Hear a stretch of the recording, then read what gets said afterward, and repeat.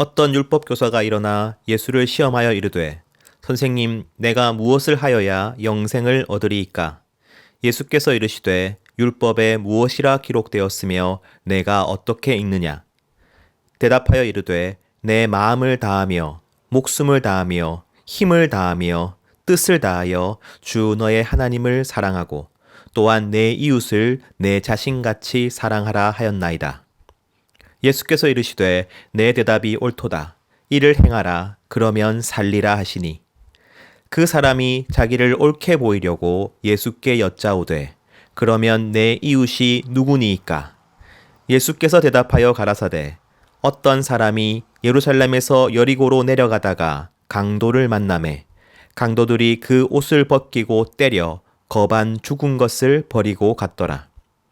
마침 한 제사장이 그 길로 내려가다가 그를 보고 피하여 지나가고 또 이와 같이 한 레위인도 그곳에 이르러 그를 보고 피하여 지나가되 어떤 사마리아인은 여행하는 중 거기 이르러 그를 보고 불쌍히 여겨 가까이 가서 기름과 포도주를 그 상처에 붓고 싸매고 자기 짐승에 태워 주막으로 데리고 가서 돌보아 주고 이튿날에 데나리온 둘을 내어 주막 주인에게 주며 가로되 이 사람을 돌보아 주라. 부비가 더 들면 내가 돌아올 때에 갚으리라 하였으니 내 의견에는 이 세 사람 중에 누가 강도 만난 자의 이웃이 되겠느냐. 가로되 자비를 베푼 자니이다. 예수께서 이르시되 가서 너도 이와 같이 하라 하시니라.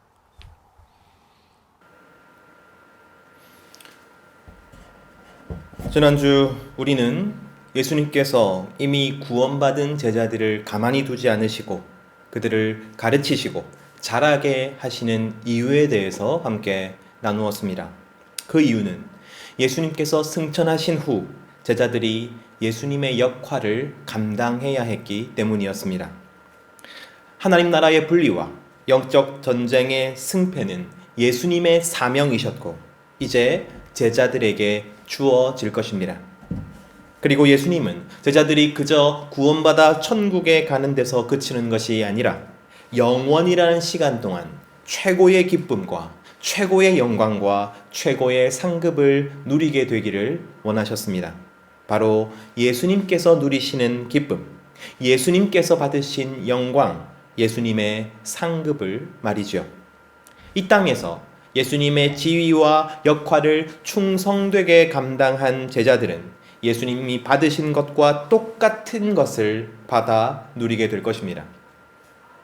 그래서 예수님은 제자도를 걸으십니다. 제자도란 제자들을 예수님처럼 만들어 가시는 과정이었습니다. 예수님처럼 살기 위해서는 무엇이 필요한지를 가르쳐 주시는 과정이었습니다. 그러니 오늘 본문부터는 하나의 교실과 같은 것이죠. 이 교실에서 제자들은 예수님의 집중적인 가르침을 받게 될 것입니다. 그 가르침의 첫 번째 주제는 거룩입니다. 거룩하다는 말은 구별된다는 말입니다. 지난주에 하나님 나라와 세상 나라가 분리된다고 하였죠. 하나님 나라는 바로 거룩으로서 세상 나라와 분리됩니다. 하나님 나라는 거룩합니다. 하나님 나라 백성은 거룩합니다. 하지만 세상은 거룩하지 않은 것이죠. 구약에서의 거룩함은 접근 금지, 감히 쳐다볼 수도 없는 엄숙한 느낌이었죠. 불타는 덤불 곁에서 하나님을 만났던 모세는 네가 서 있는 곳은 거룩한 곳이니 너는 신을 벗어라 라는 말을 들었습니다. 이스라엘 백성들은 시내산에 도착하였을 때에 그곳이 거룩하기 때문에 극히 위험하고 그래서 가까이 가면 안 된다는 경고를 들었습니다. 하지만 한편으로 지금 우리는 이 거룩이라는 단어를 아주 일상적으로 사용하지요. 제가 사랑하는 성도 여러분이라고 할 때 이 성도란 단어의 뜻은 거룩한 사람들이라는 뜻입니다. 우리는 서로를 거룩한 사람이라고 부르고 있는 것이죠. 이렇게 상반된 인상을 주는 거룩은 정확히 무엇을 의미하는 것인가? 바로 그것을 오늘 본문이 이야기해주고 있는 것입니다. 하지만 일견 보기에는 오늘 본문은 거룩과는 상관이 없는 것 같습니다. 일단 본문부터 보도록 하죠. 오늘 이야기의 무대는 예루살렘에서 여리고로 내려가는 길이었습니다. 예루살렘은 높은 산지에 있었고 여리고는 낮은 해수면보다 낮은 골짜기에 있었습니다. 그래서 경사가 심하고 험한 내리막길이었죠. 그 길에서 한 사람이 강도를 만납니다. 강도는 그를 때리고 옷을 벗기고 가진 모든 것을 빼앗았습니다. 이 사람이 거의 죽은 것처럼 되었다고 했어요. 그런데 마침 그 길을 지나가던 제사장이 그를 보게 됩니다. 하지만 제사장은 그를 피해 가지요. 이어서 레위인이 그를 발견합니다. 하지만 레위인도 그를 피해 갑니다. 마지막으로 사마리아인이 그를 발견하였습니다. 사마리아인은 멸망한 북이스라엘에 강제로 이주된 이방인들의 자손이었습니다. 그들은 사사건건 남유다 유대인들과 부딪혔고 유대인들은 사마리아인을 이방인보다 더 더럽고 부정하다고 여겼습니다. 유대인들에게 사마리아인은 개만도 못한 존재였습니다. 그런데 이 사마리아인은 강도 만난 자를 불쌍히 여겨 기름과 포도주로 상처에 부어 소독해주고 그를 데리고 주막으로 가서 돌보아 줍니다. 그뿐 아니라 주막 주인에게 돈을 주고 간병을 부탁까지 합니다. 예수님은 이 이야기를 들려주시고 율법 교사에게 물으셨습니다. 이 중에 누가 강도 만난 자의 이웃인가? 율법 교사는 자비를 베푼 사람입니다 라고 대답합니다. 그러자 예수님은 너도 이와 같이 하라 라고 대답하십니다. 오늘 이 이야기를 보면서 우리는 이렇게 이해하기 쉽습니다. 친절하고 남을 잘 돕는 사람이 되어야겠구나. 이웃에게 좋은 사람이 되어야겠구나. 사랑하는 성도 여러분, 하지만 예수님 당시의 유대인들에게 오늘 이 이야기는 완전히 다른 관점으로 받아들여졌습니다. 누가복음 10장 30절 말씀입니다. 예수께서 대답하여 가라사대 어떤 사람이 예루살렘에서 여리고로 내려가다가 강도를 만나매 강도들이 그 옷을 벗기고 때려 거반 죽은 것을 버리고 갔더라. 거반 죽은 것을 버리고 갔더라. 지금 강도 만난 사람이 거반 죽었다, 거의 죽었다라고 하지요. 그는 누가 봐도 이미 죽었거나 혹은 곧 죽을 사람이었다는 의미입니다. 즉 그를 돕는다는 것은 시체를 만지거나 곧 시체가 될 사람과 접촉하게 되는 일이지요. 1세기 유대인의 관점에서 제사장과 레위인과 사마리아인은 불쌍하게 범죄의 희생자가 된 사람을 발견한 것이 아니라 이미 시체가 된 혹은 곧 시체가 될 사람을 발견한 것입니다.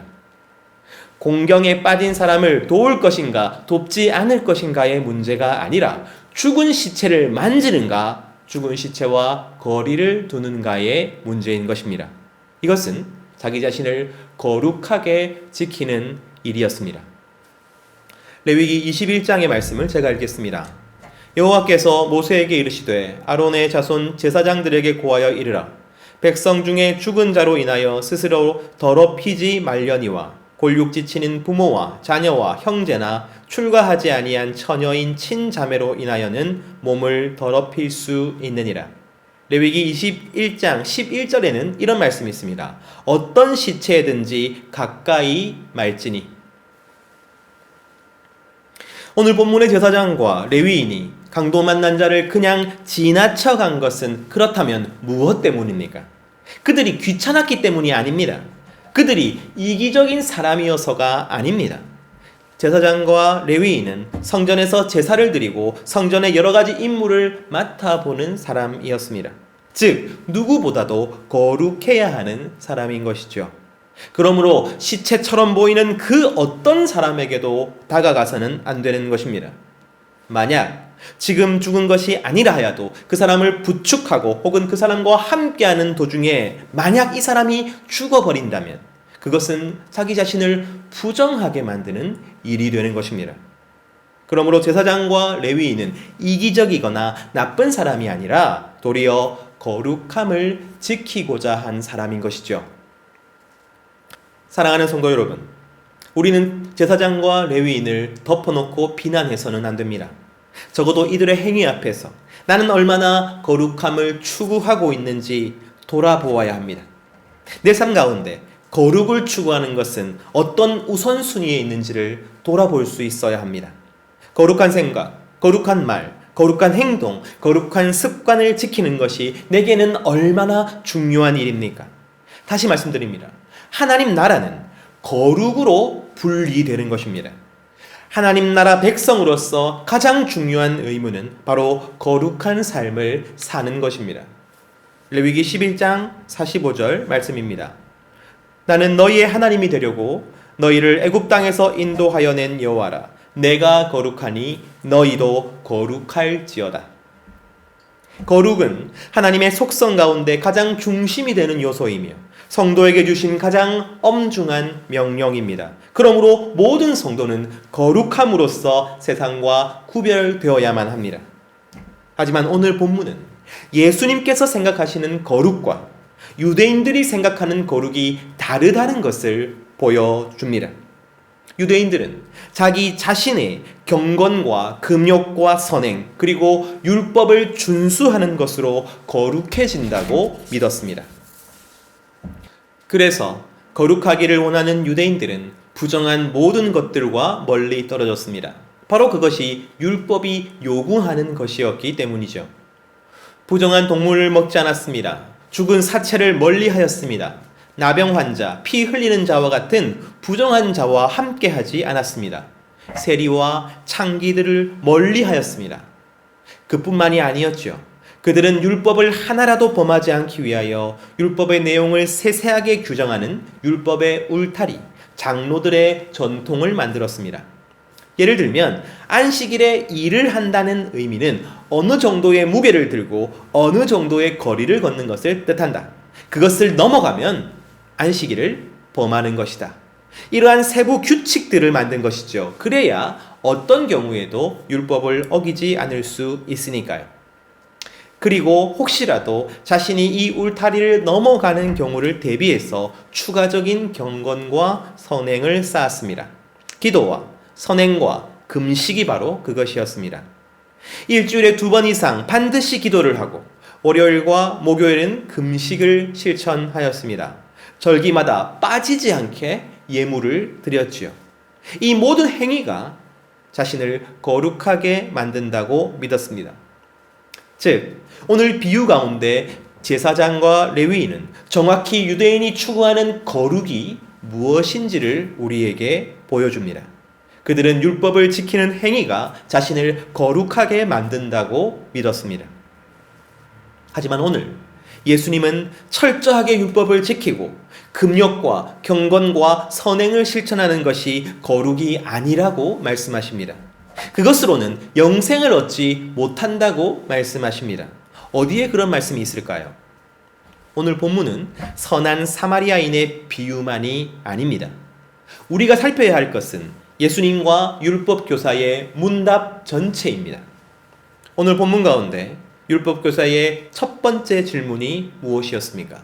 누가복음 10장 25절 말씀입니다. 어떤 율법 교사가 일어나 예수를 시험하여 이르되 선생님, 내가 무엇을 하여야 영생을 얻으리이까?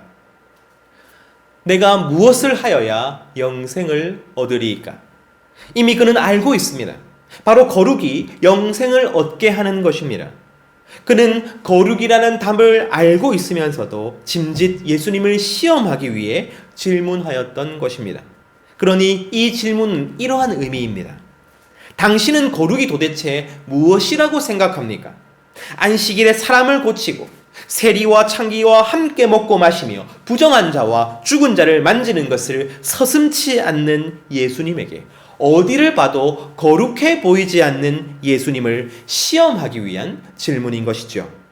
당신이 거룩에 대해서 알기는 아냐고 질문하였던 것입니다. 그렇다면 이 질문에 대한 예수님의 대답은 무엇입니까? 율법에, 성경에 무엇이라고 기록되어 있느냐? 그러자 율법 교사가 이렇게 대답합니다. 누가복음 10장 27절에서 28절 말씀입니다. 대답하여 가로되 내 마음을 다하며 목숨을 다하며 힘을 다하며 뜻을 다하여 주 너의 하나님을 사랑하고 또한 내 이웃을 내 몸같이 사랑하라 하였나이다. 예수께서 이르시되 내 대답이 옳도다. 이를 행하라. 그러면 살리라 하시니. 놀라운 대답이죠. 이 율법 교사는 성경에 능통하였고 그래서 성경이 말하는 것이 무엇인지를 알고 있습니다. 영생은 거룩에 달려 있습니다. 그런데 어떻게 영생을 얻습니까? 바로 주 너의 하나님을 사랑하는 것입니다. 또한 내 이웃을 내 몸같이 사랑하는 것입니다. 그래야 영생을 얻습니다. 그리고 바로 이것이 거룩입니다. 바로 이것이 영생을 얻게 하는 거룩입니다. 거룩이란 바로 하나님을 사랑하고 이웃을 사랑하는 것입니다. 마태복음과 마가복음에는 하나님을 사랑하고 이웃을 사랑하는 이 진리를 예수님께서 직접 말씀하십니다. 그만큼이나 중요한 선언인 것이죠. 바로 여기에 구원이 달려있고 바로 여기에 영생이 달려있으며 바로 이것이 거룩이기 때문입니다. 하지만 누가복음은 율법 교사를 통해서 더욱 입체적으로 이 진리를 전달합니다. 이 문답 전체가 제자들을 향하고 있기 때문입니다. 첫 번째로 예수님은 거룩이란 하나님을 사랑하는 것이라고 못 박으십니다. 거룩이란 내가 무엇인가를 하거나 내가 무엇인가를 하지 않는 데 달려있는 것이 아니라 하나님을 사랑하고 그 하나님과 하나가 되는 것에 있는 것입니다. 예수님께서 거룩하신 이유는 하나님과 하나이시기 때문입니다. 예수님께서 부정한 자에게 손을 대시고 죽은 자를 만지시고 죄인과 함께 먹고 마셔도 여전히 그분은 거룩하십니다. 왜냐하면 예수님은 하나님을 사랑하셨고 하나님의 사랑을 받으셨으며 하나님과 사랑으로 연합되어 계셨기 때문입니다. 거룩은 하나님을 사랑하는 데서 비롯되는 것입니다. 우리가 하나님의 말씀을 지켜야 하는 이유는 그 행위가 우리를 거룩하게 만들어주기 때문이 아닙니다. 우리가 이미 거룩한 자가 되었기 때문에 하나님을 사랑하게 되었기 때문에 사랑하는 하나님의 말씀에 귀 기울일 뿐입니다. 사랑하는 하나님의 말씀에 순종할 뿐입니다. 우리가 하는 경건이나 금욕이나 순종이 우리를 거룩하게 만드는 것이 아닙니다. 하나님의 사랑 안에 있는 우리는 이미 거룩한 존재가 된 것이죠. 유대인들이 거룩을 오해하였던 것처럼 우리도 어쩌면 거룩을 오해하고 있습니다. 우리도 거룩을 금욕과 경건과 여러 가지 규칙들을 지켜야 한다고 생각하는 것이죠. 예를 들면 가장 대표적으로 주일 성수가 있을 것입니다. 여러 헌금이나 봉사가 될 수도 있겠죠. 술, 담배를 하지 않는 것이 될 수도 있을 것입니다. 교회마다, 가정마다, 개인마다 이러한 거룩에 대한 규칙이나 부담감이 있을 수 있습니다. 그 행위를 해야 거룩해질 것 같습니다. 혹은 어떤 행위를 하지 않아야 조금 나은 성도가 되는 것 같습니다. 그러나 예수님은 단호하게 말씀하십니다. 그 모든 행위들은 오직 사랑에서 비롯되어야 합니다.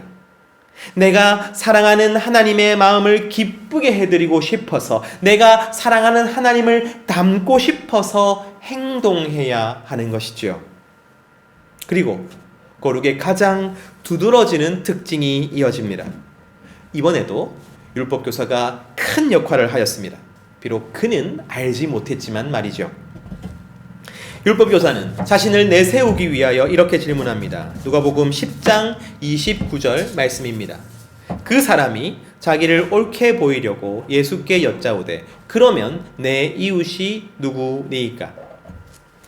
사랑하는 성도 여러분, 거룩이란 하나님을 사랑하고 이웃을 사랑하는 것이라고 하였습니다. 하지만 유대인의 거룩에는 이웃이 존재하지 않았습니다. 그저 자기 자신만 존재했습니다. 내가 경건하고 내가 금욕을 하고 내가 절제하고 내가 주의해서 하나님의 명령을 하나도 어기지 않게 되는 것, 그것이 거룩의 전부라고 생각하였습니다. 하지만 예수님은 거룩이란 언제나 이웃과의 관계 가운데 드러나야 한다고 가르쳐 주십니다. 선한 사마리아인의 비유가 말하는 것이 바로 이것입니다. 오늘 비유 속 제사장과 레위인은 거룩하기 위하여 최선을 다하였습니다. 하지만 그들은 거룩을 오해하고 있습니다. 자기 자신만 문제가 없고 실수하지 않도록 조심하며 금기시된 행위들을 하지 않으면 거룩해진다고 믿었던 것이죠. 하지만 거룩은 언제나 이웃과의 관계에서 드러납니다. 특별히 가난하고 억압받으며 죽어가는 이웃과의 관계 가운데 거룩함이 드러나는 것입니다. 예수님께서 보여주시는 진짜 거룩은 바로 사마리아인이 보여준 모습이었습니다. 그는 선한 사마리아인이 아니라 거룩한 사마리아인이었던 것이죠. 그는 길에서 만난 이웃 때문에 여러 가지 위험을 감수합니다. 그는 오히려 자신이 강도의 타겟이 될 위험을 무릅씁니다. 죽어가는 유대인을 데리고 가는 사마리아인, 바로 그가 유대 땅에서 어떠한 오해와 공경을 겪게 되겠습니까? 하지만 그는 상관하지 않습니다. 게다가 그는 죽어가는 이에게 손을 댑니다. 죽음과 접촉합니다. 하지만 이 행동이 자신을 부정하게 만들고 자신을 위험하게 한다 해도 아랑곳하지 않습니다.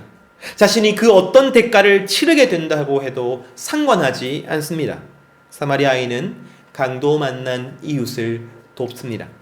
왜냐하면 그는 이 공경에 빠진 이웃을 진실로 자기 자신처럼 사랑하고 있기 때문입니다. 그럼으로써 그는 제사장과 레위인뿐만 아니라 이 세상과 구별되고 있는 것이죠. 사랑하는 성도 여러분, 그리고 예수님께서 만약 이 강도 만난 자를 만나셨다면 정확히 사마리아인과 똑같이 행동하셨을 것입니다. 예수님께서 보여주고 싶으신 것은 어떤 사마리아인이 아니라 바로 자기 자신이십니다. 그렇다면 죽어가는 강도 만난 자가 실은 누구입니까? 바로 우리들인 것이죠. 그리고 예수님은 우리를 외면하지 않으셨습니다. 예수님은 우리에게 오셨습니다. 그분은 오해와 공경을 아랑곳하지 않으셨습니다. 자신이 치러야 할 대가가 무엇인지 아심에도 우리에게 오신 분이 예수 그리스도이십니다. 결국 고난을 받고 죽으시기까지 예수님은 진실로 죽음 가운데 있는 우리를 사랑하여 주셨습니다. 그리고 그것이야말로 최고의 거룩이었습니다. 하나님을 최고로 사랑하고 이웃을 최고로 사랑하는 최고의 거룩이었던 것이죠. 사랑하는 성도 여러분, 거룩은 열심히 기도하다가 성령의 은사를 받고 환상을 보는 것이 아닙니다. 거룩이란 모든 예배와 봉사에 열정적으로 참여하는 것도 아닙니다. 거룩이란 술, 담배 하지 않고 오직 종교적인 말을 하고 종교적인 시간을 보내는 것도 아닙니다. 그런 것들이 의미 없다는 것이 아니에요. 그런 행동들은 선한 것이며 유익한 것입니다.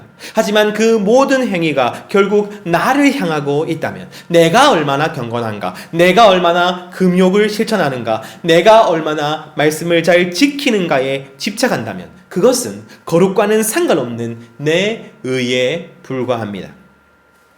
진짜 거룩의 중심에 있어야 하는 것은 하나님과 이웃입니다. 내 자신에 대한 관심과 집중은 줄어들고 하나님과 이웃에 대한 관심과 집중은 늘어나는 것, 바로 그것이 거룩입니다. 내 안에 나는 사라지고 하나님과 이웃이 남아있는 것, 바로 그것이 거룩함인 것이지요. 그래서 진정으로 거룩한 사람은 세상과 어울리며 살지만 세상과 다르게 삽니다. 그 다름이란 세상 가운데 내가 얼마나 이웃을 사랑하는지로 드러나는 것입니다. 내가 이웃들과 얼마나 다르게 사는가가 거룩의 기준이 아니라 내가 이웃들을 얼마나 사랑하는가가 거룩의 기준인 것이죠. 그렇다면 우리는 그러한 거룩을 어떻게 알아볼 수 있을까요? 유대인의 거룩과 예수님의 거룩을 어떻게 구별할 수 있을까요? 좋은 방법이 있습니다. 사람들은 유대인의 거룩으로 사는 사람 곁에 가는 것을 꺼려합니다. 왜냐하면 이웃들은 유대인의 거룩을 가진 사람에게 나는 네가 하지 못한 일을 하고 있고 네가 갖지 못한 것을 가지고 있어라는 메시지를 은연중에 받기 때문입니다. 그래서 그 거룩한 사람을 보고 자기 자신에게 부족함을 느끼고 자기 자신에게 소망이 없다고 느끼게 되는 것이죠. 주위 사람들에게 죄책감과 열등감과 좌절감을 느끼게 하는 것입니다.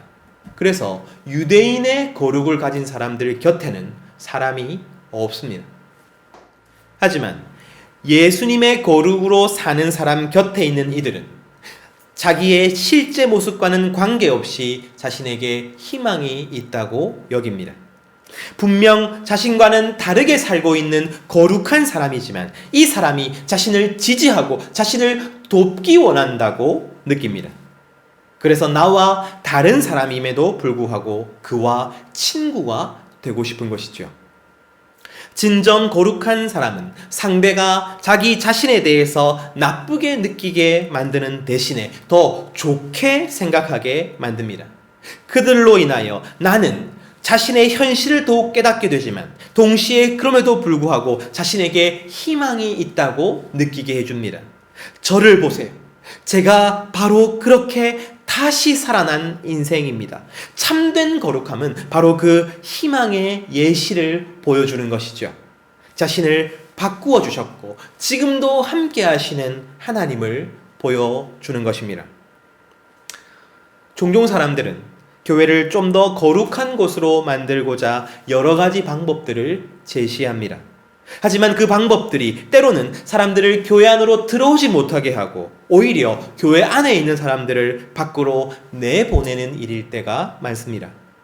우리는 거룩한 교회가 나와 비슷한 조건이나 나와 비슷한 관점을 가진 사람들로 채워져야 한다고 믿을 때가 많은 것이죠. 하지만 교회가 그런 방식으로 거룩함에 도달하려고 애쓰게 되면 거의 언제나 교회 자체가 깨어지게 되는 것입니다. 저는 계속해서 생각하는 신앙, 예수님을 깊이 생각하라라고 강조하고 있습니다. 하지만 이 시간 한 가지를 더 깊이 생각하십시오. 이웃 또한 깊이 생각하십시오. 우리 자신에게 매달려 씨름하기보다 하나님과 이웃에게 매달리는 인생을 사십시오.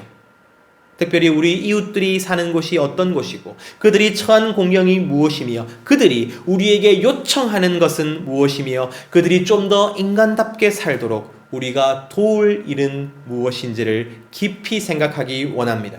바로 그것이 거룩함을 이루어내는 길임을, 이웃을 내 몸같이 사랑하게 되는 길임을, 구원받는 성도의 삶임을 잊지 마시기를 간절히 소원합니다.